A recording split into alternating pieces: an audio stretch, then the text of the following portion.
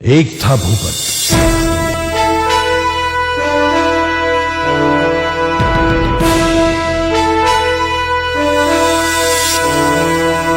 अखंड हिंदुस्तान के काठियावाड़ प्रांत के वाघड़िया स्टेट के गांव बारवाला बावीसी में 31 जनवरी 1922 को एक राजपूत परिवार में भूपत सिंह का जन्म हुआ। भूपत बचपन से शरारती और खेलकूद में अव्वल था। चौथी कक्षा तक पढ़ाई करके वाघड़िया स्टेट के दरबार श्री अमरा बापू के यहाँ अस्तंबल में नौकरी पे लग गया। दरबार साहब भी अपने 12 गांव की प्रजा को खेलकूद और युद्ध कौशल्य के लिए प्रेरित करते थे और उनके लिए जो करना पड़े वो करते थे। उसी वजह से धीरे धीरे जवानी में पैर रखने वाले भूपत खेलकूद, घोड़ेसवारी, मोटर ड्राइविंग में एक्सपर्ट बन गया और बंदूक चलाने में भी तेज निशानेबाज बन गया। 1944 में भूपत ने गायकवाड़ राज्य के अमरेली शहर में देशी रजवाड़ों के बीच हुई खेलकूद की बहुत ही बड़ी प्रतियोगिता में हिस्सा लेकर 7 खेलों में पहले स्थान और 6 खेलों में दूसरे स्थान पर विजेता बनके वाघड़िया स्टेट का नाम रोशन किया। धीरे धीरे भूपत अपने हुनर, साहस और स्वामी भक्ति की वजह से वाघड़िया स्टेट के दरबार साहिब का खास और विश्वासु आदमी बन गया। 1947 में जूनागढ़ नवाब के पाकिस्तान के साथ जुड़ने के निर्णय से आरजी हुकूमत की स्थापना हुई। आरजी हुकूमत की विनती से घोड़ेसवारी और निशानेबाजी में अव्वल भूपत को दरबार साहिब ने माउंटेनियर का प्रमोशन देकर जूनागढ़ की आजादी की लड़ाई के लिए भेजा।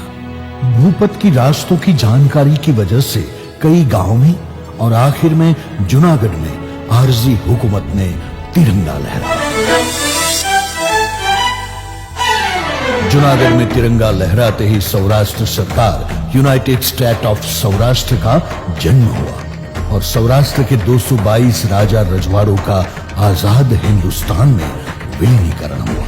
घरखेड़, गिरासदार प्रथा, जमींदारी नाबूदी इत्यादि से कई छोटे रजवाड़ों में असंतोष हुआ और उस असंतोष का सामना करने के लिए सलामती धारा अमल में आई और सौराष्ट्र में नए उदय के साथ अंधाधुंधी के माहौल का भी उदय हुआ। इसी अंधाधुंधी के जमाने में गोंडल के गांव बसावर में मेमन कुटुंब के नवलखे बंगले पे बेटी की शादी के वक्त बहुत बड़ी लूट हुई। बसावर के जागीरदार मार्कंडराय देसाई, जो कांग्रेस के नेता के साथ सौराष्ट्र सरकार का उस समय का विधायक भी था, उसने इस लूट का इल्जाम वाघड़िया स्टेट और उनके खास आदमी भूपत पे लगाया था। भूपत के नाम का वारंट निकलते ही दरबार साहिब के कहने पर भूपत सिंह ने राज्य छोड़ दिया और दरबार साहिब ने ठोस पुरावे प्रस्तुत करके वारंट को खारिज किया। 6 महीने तक बिहार, यूपी और मुंबई की ओर घूम के भूपत वापस आकर वाघड़िया दरबार के साथ रहने लगा। छोटे रजवाड़े के साथ सरकार से हुई अन्याय से सौराष्ट्र का माहौल गर्म होने लगा था। इसी माहौल में भूपत के करीबी दोस्त और वाघड़िया स्टेट के नौकरी करते राणा आहिर के बाप का निजी दुश्मनी के कारण नाजापुर में खून हुआ। रंगीला राणा इस घटना से बेहद उदास और बीमार हो गया। अपने दोस्त राणा की बीमारी का पता चलते ही भूपत उसको मिलने नाजापुर गया। राणा अपने बाप के खून की वजह से लगी बदले की आग की चिंता के कारण बीमार हो गया था। उसी समय खबर आई कि दरबार साहब अमरा बापू ने निजी वजूद से बंदूक की गोली खाके आत्महत्या कर ली है।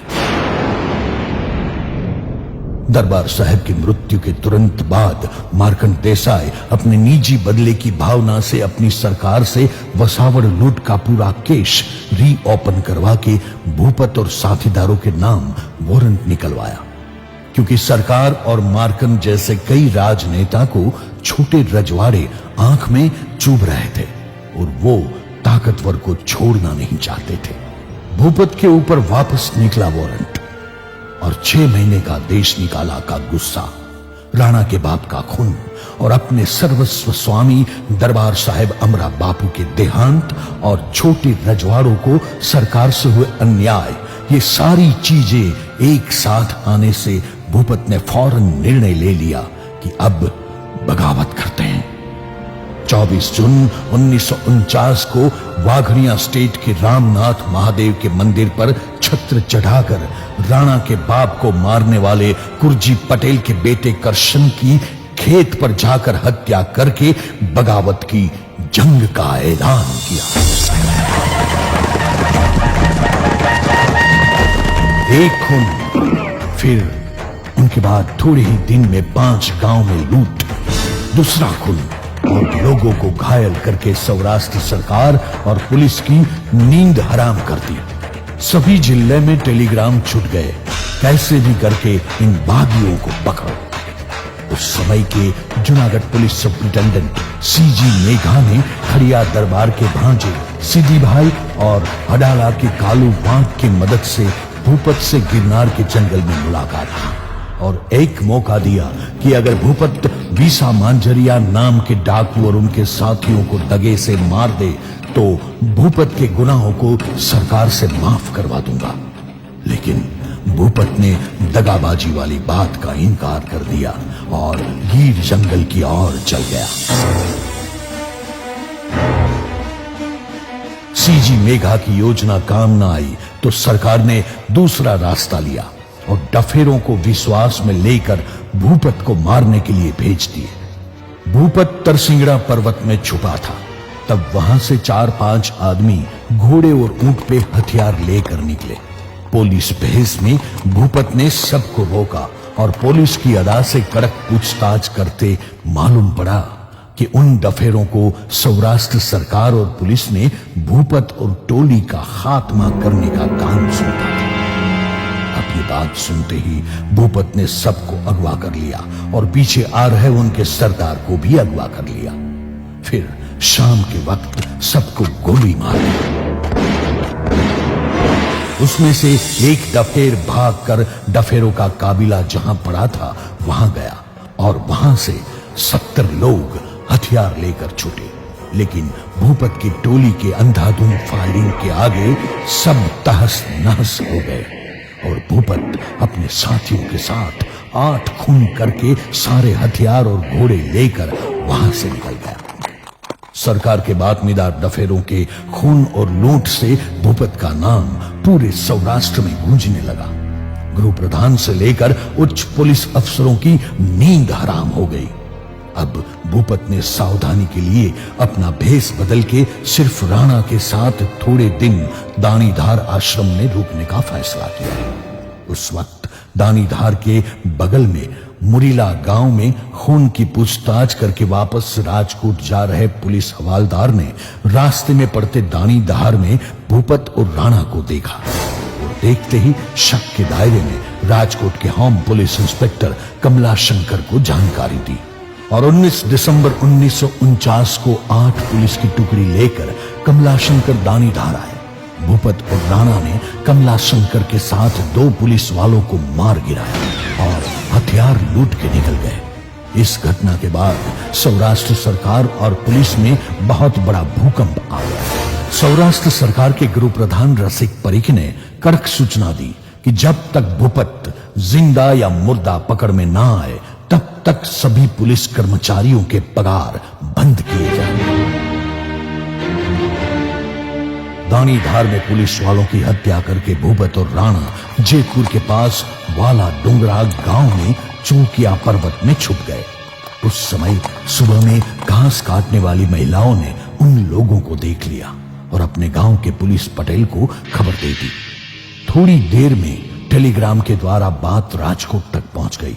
राजकोट डीवाईएसपी पृथ्वी सिंह, जामनगर डीवाईएसपी मोहनलाल और ध्रांगध्रा मिलिट्री के 7 अफसर वनराज सिंह 750 पुलिस स्टाफ के साथ शाम को पूरे पर्वत को घेर लिया। राणा और भूपत ने एक पुलिस हवालदार मलखान सिंह को मार के अपनी व्यूह रचना के मुताबिक रात के अंधेरे में अलग अलग दिशा में आबाद निकल गए। ऐसा होते ही सौराष्ट्र सरकार और पुलिस का नाक कट गया। दानीधार और चौकिया पर्वत में पुलिस के साथ फायरिंग में कारतूस और हथियार खत्म हो जाने की वजह से पैसे की जरूरत से 17 जनवरी 1950 की शाम को लोगों की भीड़ में जेतपुर शहर के जवेरी बाजार में जाकर वाड़ीलाल जीवन भाई की सोनी की दुकान लूट कर निकल गए। लूट करते वक्त भूपत 4-5 आदमी की टोली ही रखता था। 2 लोग हवा में फायरिंग किया करते थे। हमेशा पुलिस भेष में ही ज्यादातर लूट करते थे।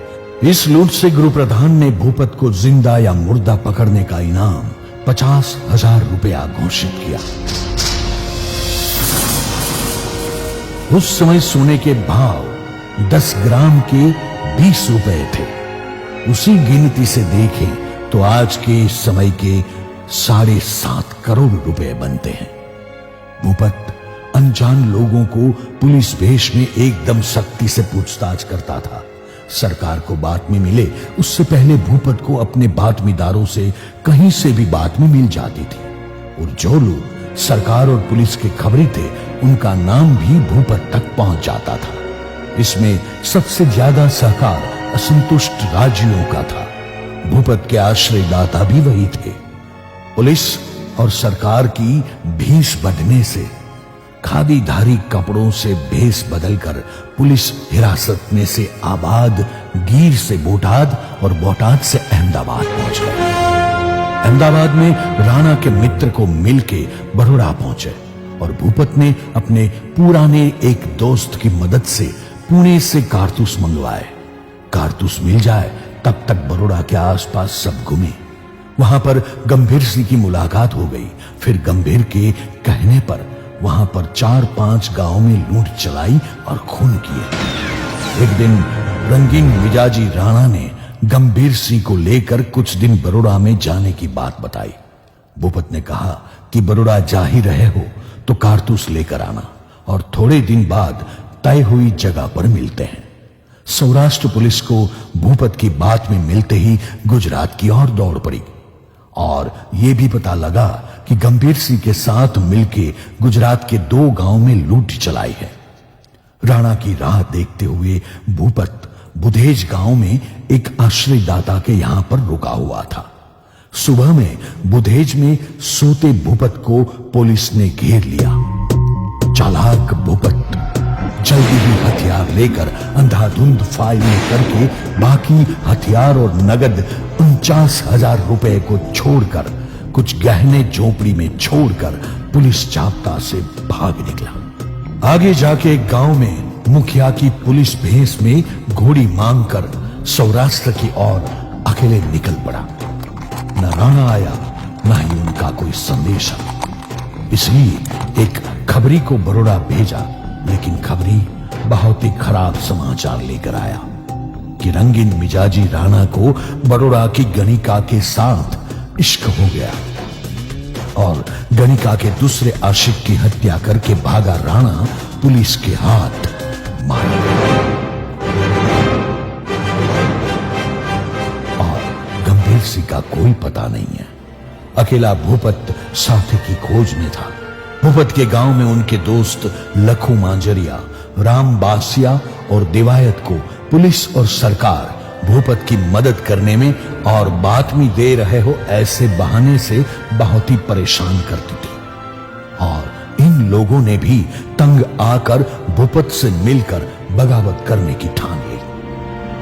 भूपत की टोली नए जोश के साथ जो मुखिया प्रजा को तकलीफ दिया करता था और ब्याज खाओ था उसे लूट कर मारने लगी। भूपत टोली ने अपने ही गांव में 3 फरवरी 1951 को जो लोग भूपत के घर के साथ खराब व्यवहार करके सारी बातमी पुलिस को देते थे उन सभी को यानी कि 6 लोगों की हत्या कर दी। सरकार और पुलिस ने भूपत हाथ नहीं लगने की वजह से भूपत की मां, बीवी और भाभी को उठाकर राजकोट जेल में डाल दिया। इससे गुस्से में आकर भूपत ने कुकावाव के पुलिस थाने पर हमला करके उन गांव के 6 लोगों को मारकर सरकार को संदेश दिया, अगर 2 दिन में मेरे परिवार को इज्जत के साथ नहीं छोड़ा तो हर दिन एक गांव से 10 लाशें सरकार को मिलेगी। उसी दिन दूसरे गांव रिकड़िया के 2 लोगों को मार दिया। प्रजा इस नरसंहार से काफी डर गई और प्रजा के प्रतिनिधि राजकोट सरकार से भूपत के परिवार को छोड़ने के लिए कहने लगे। तुरंत सबको इज्जत के साथ छोड़ दिया गया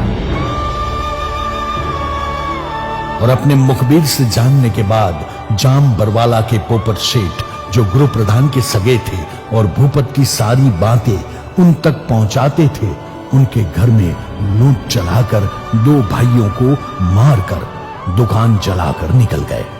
इस घटना की वजह से सरकार, पुलिस और उनके मुखबिर एकदम से थरथराने लगे। भूपत के खबरी ने बताया कि सरकार ने पुलिस आईजीपी शिरोळे का तबादला करके पुणे से नए पुलिस अफसर कानेटकर को बुलाया है। 23 जून 1951 को गृह प्रधान का खास आदमी सुराभाई, जिसकी जेब में 150 गांव के मत थे, वो सभा में भूपत के बारे में उल्टा सीधा बोलता है, जिसकी वजह से भूपत उनके ही गांव नवा गांव में जाकर सुराभाई के साथ 8 लोगों के खून कर देता है। और उसी दिन कानेटकर भूपत को कैसे पकड़े उसकी राजकोट में बड़े पुलिस अफसरों के साथ व्यूह रचना बना रहा था। लाशों के साथ कानेटकर को भूपत संदेशा भेजता है। कानेटकर का दिमाग घूम जाता है और ये तो पहले ही दिन भूपत ने उनकी इज्जत उतार ली थी। गृह प्रधान ने जाम बरवाला में अपने सगे और नवा गांव में 150 गांव का ठेकेदार खोया था। पुलिस से बचने के लिए एक ट्रक को अगवा करके गिर की ओर भागते वक्त दसा पुलिस थाने के सामने फायरिंग करते वक्त भगू बेचर नाम के भूपत के साथी की मृत्यु हो जाती है। भूपत गिर जंगल में पड़ाव डाल के पड़ा है। ऐसे समाचार मिलते ही पुलिस ने गिर में धावा बोल दिया। उसी रोज एक पुलिस टुकड़ी पर भी फायरिंग किया। कानेटकर ने भूपत को मदद करने वाले 48 गांवों और सभी लोगों की सूची बनाकर सब जगह एक ही दिन और एक ही समय काबिल अफसरों के साथ छापा मारने की योजना बनाई। छापा मारने से पहले ये बात भूपत तक पहुंच गई और सब जगह छापा मारने से कानेटकर के हाथ बेइज्जती लगी और भूपत ने सूची से बाहर जो गांव था वो लूटा और सरकार और पुलिस को खून के आंसू रुलाया। कानेटकर ने मुंबई सरकार से मदद में पुलिस पार्टी मांगी और वहां से 1500 चुनिंदे पुलिस की फौज सौराष्ट्र में आई। दोनों सरकार की 3000 पुलिस फौज अब मुख्य मार्ग, मुख्य पर्वत, गांव, शहर में पहरा भरने लगी। शूट एट साइट का ऑर्डर मिल गया था। भूपत ने भी नई व्यूह रचना बनाई। टोली को 2 हिस्से में बांटकर 2 जगह से लूटना शुरू किया। बिलखा गांव को लूटकर भूपत ने सरकार और पुलिस की इज्जत के चिथड़े उड़ाए। ढेबर भाई ने भूपत को फंसाने के लिए ग्राम्य सेवा दल की स्थापना की, लेकिन भूपत कभी भी निर्दोष को परेशान नहीं करता था। छोटे आदमी से लेकर बड़े आदमी तक जो भूपत के बारे में कोई भी जासूसी प्रकार की हरकत करता तो भूपत उसे जान से मार देता था। ऐसे ही सेवा दल में लोग अपने बारे में सोचे समझे बिना सरकार की बातों में आकर भूपत के खिलाफ उल्टा सीधा बोलते थे।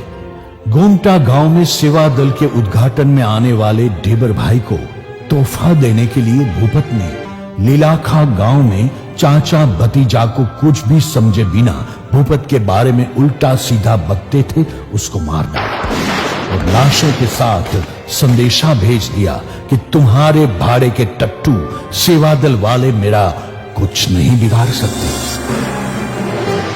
1952 में कांग्रेस के सौराष्ट्र सरकार में 5 साल खत्म हुए। वापस विधानसभा चुनाव आ गया। आने वाले 5 साल में वापस सौराष्ट्र सरकार में राज करने के लिए ढेबर भाई और दूसरे राजनेताओं ने अपनी कमर कस ली थी। रसिक परीख ने भूपत के डर से चुनाव में हिस्सा नहीं लिया। भूपत ने सौराष्ट्र से कांग्रेस को साफ करने के लिए अपनी जंग का ऐलान किया। जो भी गांव में कांग्रेसी कार्यकर सभा का आयोजन करते थे, उस गांव में जाकर उस प्रखर कार्यकर को गोली से उड़ा देते थे, जिससे कांग्रेस सरकार में डर बैठ गया था। भूपत बेकाबू बनकर कांग्रेस का विरोध करने लगा। लोगों और समाचार पत्रों में भूपत की बातें होने लगी। कांग्रेस के कार्यकर खुलेआम कांग्रेस का नाम लेने से डरने लगे। वड़ा प्रधान जवाहरलाल नेहरू को सौराष्ट्र से टेलीग्राम छूटने लगे। कांग्रेस ने वापस सत्ता पर आने के लिए पूरी ताकत से जोर लगाया। ढेबर भाई और दूसरे कांग्रेसी राजनेताओं ने अपनी सत्ता के दम पर विरोध पक्ष के कार्यकर और भूपत के ठेकेदारों को जेल में डालने लगे। जवाहरलाल चुनाव प्रचार के लिए सौराष्ट्र आए और यहां पर भूपत का डर और खराब माहौल देखकर पंजाब के नामी पुलिस ऑफिसर अश्विनी कुमार को सौराष्ट्र में बुलाया। अंधाधुंध माहौल में ढेबर भाई ने विधानसभा के चुनाव के सिर्फ 4 दिन पहले 21 जनवरी 1952 को खारचिया गांव में सभा आयोजित करने का निर्णय लिया। लेकिन मुखबिर से भूपत के हमले करने की पैरवी की बात सुनते ही सभा संबोधित करने दूसरे आगेवान को भेज दिया। भूपत ने शाम के वक्त सभा पर हमला करके 10 लोगों को मार गिराया और 15 लोगों को घायल किया। इस घटना से समग्र सौराष्ट्र ही नहीं बल्कि पूरा हिंदुस्तान कांप उठा। राजकीय और भूपत के संघर्ष के बीच चुनाव पूर्ण हुआ। चुनाव में कांग्रेस की जीत हुई। भूपत से बदला लेने के लिए सरकार ने भूपत को साथ देने के आरोप में कई निर्दोष लोगों की धरपकड़ शुरू की। एक प्रकार से सरकार ने निर्दोष लोगों के ऊपर जुल्म करना शुरू किया, जिसकी वजह से भूपत ने सौराष्ट्र छोड़ने की जासा चिट्ठी सरकार को भेज दी। पुलिस अफसर अश्विनी कुमार और सरकार को भूपत ऐसे चला जाए वो बिल्कुल मंजूर नहीं था। इसलिए कच्छ की ओर जाते हुए भूपत को रोकने के लिए बहुत कोशिश की, लेकिन भूपत खानपर गांव को लूटकर कच्छ की ओर चला गया। दूसरी टोली में देवायत और राम भाई भावनगर की ओर थे। राम भाई ने अपनी बीमारी, देवायत पर आफत ना बनने और जिंदा पुलिस के हाथ ना लगे, उसी वजह से बंदूक की गोली खाकर आत्महत्या कर ली। भूपत टोली का एक नियम था कि पुलिस के हाथ लगने से मौत बेहतर है, क्योंकि पुलिस सारी बातें उगलवाकर जिन्होंने मदद की है उनको परेशान करेगी। फिर देवायत ने निर्मल कुमार के साथ मिलकर राजकोट के रीब गांव में डाका डाला और निर्मल कुमार ने साक्षी बनकर 9 फरवरी 1952 को देवायत का पुलिस एनकाउंटर करवाया। भूपत अपने साथीदारों के साथ पाकिस्तान जाने की तैयारी कर रहा था। तभी बचूभा नाम के डरपोक साथी ने पाकिस्तान जाने से मना किया और वापस सौराष्ट्र आया और पुलिस ने पकड़ लिया और सारी बातें उगलवा ली और फांसी दे दी। लेकिन बचूभा के बयान से कई आश्रयदाता को सरकार के बदले का भोग बनना पड़ा, जिसका भूपत को पहले से डर था। वो कई बार बोल चुका था कि बचूभा सही साथी नहीं है, लेकिन दूसरे साथियों की वजह से बच गया था। भूपत, लखू मांजरिया और कालू वांक तीनों, एक और साथी उका कोली जो कच्छ का था और पाकिस्तान का रास्ता अच्छी तरह से जानता था, उनको लेकर देशलपर गांव में लूट करके थोड़े नगद रुपए, गहने और ऊंट घोड़े लेकर पाकिस्तान निकल गए। थोड़े दिन में पाकिस्तान में बिना परमिशन घुसने की वजह से भूपत को 1 साल और लखू, कालू और उका को 6 महीने की जेल हुई। जेल से छूटने के बाद लखू और उका हिंदुस्तान की ओर आते वक्त डफेर के साथ हुई लड़ाई में मारे गए। कालू वांक ने जेल में भूपत के बारे में पुस्तक लिखा और पब्लिश करवाया, लेकिन जब नेहरू और पाकिस्तान सरकार ने भूपत और साथीदार को सौराष्ट्र सरकार को सौंपने का समझौता कालू वांक के सामने आया, तब कालू ने अफीण के ऊपर तेल पीकर आत्महत्या कर ली। भूपत ने 11 मार्च 1953 में पाकिस्तान के सिंध में सखर जेल से छूटकर कुछ महीनों बाद काठियावाड़ के धोराजी शहर के मेमन की लड़की अमीना से शादी करके मुसलमान बन के हमेशा के लिए पाकिस्तानी बन गया। 28 सितंबर 1996 में पाकिस्तान के कराची में भूपत की कुदरती मौत हुई। जी हां, ये था भूपत।